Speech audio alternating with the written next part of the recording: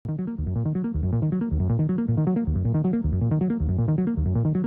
हो अगर एक दिन आप न्यूज चैनल लगाएं और ये देखें, ब्रेकिंग न्यूज, ज्वालामुखी विस्फोट, 20 लाख लोग हताहत, सारे एयरपोर्ट्स को बंद किया गया।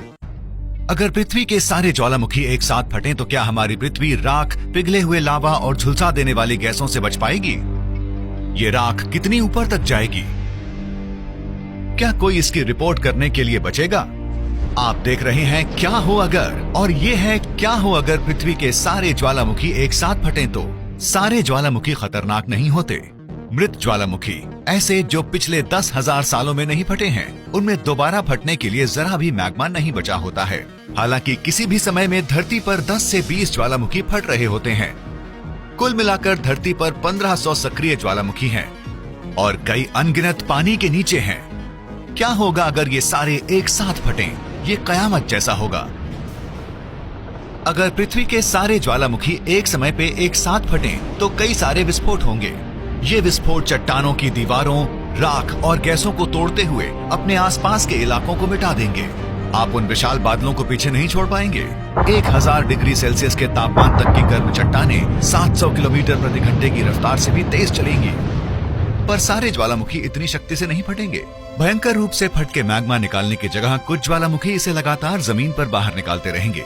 इस क्रिया को इफ्यूसिव इरप्शन कहा जाता है। अगर आपके पास ऐसा ज्वालामुखी फटता है तो अपने आप को भाग्यशाली समझें, पर ज्यादा समय तक नहीं। दूसरे विस्फोट राख के प्लूम्स को हवा में भेजेंगे।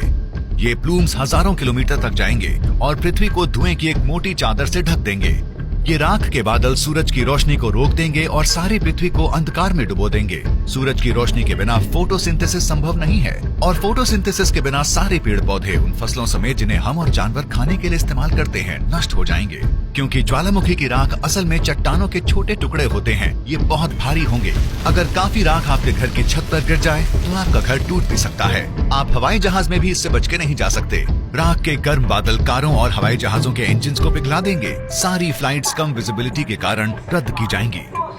गहरे समुद्री ज्वालामुखी पानी को एसिडिक बनाते हैं। इस तरह के वातावरण में समुद्री जीवन को भारी नुकसान होगा। पूरी फूड चेन बर्बाद हो जाएगी। क्योंकि पृथ्वी की सतह पर सूरज की रोशनी नहीं पहुंच सकेगी तो हमारा ग्रह उस स्तर तक ठंडा होना शुरू हो जाएगा जहां तक हम नए आइस एज में पहुंच जाएंगे। हालांकि लंबे समय में विश्व का तापमान फिर बदलेगा। इस बार तापमान और ज्यादा गर्म होगा। विस्फोटों से निकलने वाली सारी कार्बन डाइऑक्साइड गैस के कारण हमें एक भयानक ग्रीन हाउस इफेक्ट देखने को मिलेगा जो पूरे ग्रह को झुलसाना शुरू कर देगा। अगर आप किसी तरह इन ज्वालामुखी विस्फोटों से बच जाते हैं और राख में सांस लेने से नहीं मरते तो आपके लिए सबसे सुरक्षित स्थान महासागर के बीच में एक पानी के जहाज के ऊपर है या फिर जमीन के नीचे एक बंकर में। बस सुनिश्चित करें कि आपको इस विनाश के बाद जिंदा रखने के लिए वहाँ खाने का पर्याप्त सामान और गर्म कपड़े हों। बाहर आने से पहले आपको वायुमंडल के साफ होने का इंतजार करना होगा जिसमें काफी टाइम लग सकता है और आप उस पृथ्वी को फिर नहीं देख पाएंगे जिसे आप जानते थे। लंबे समय तक धरती के मैंटल से ज्वालामुखी विस्फोट होने से सतह पर पिघली हुई परत इकट्ठी हो जाएगी जो कि एक बड़ा असंतुलन बना देगी। नतीजन हमारी धरती पलट भी सकती है, जैसे आज से 3.5 बिलियन वर्ष पहले मार्स पलटा था। इससे पेरिस नॉर्थ पोल पर पहुंच सकता है। निश्चित ही हमेशा की तरह ऐसा होना असंभव है। कम से कम पृथ्वी के 4 बिलियन सालों के इतिहास में अभी तक सारे ज्वालामुखी एक साथ फटने का कोई सबूत नहीं है। पर क्या हर चीज के लिए तैयार रहना बेहतर नहीं? हमें बताएं आप क्या सोचते हैं और अगली बार फिर जुड़ें क्या हो अगर पे।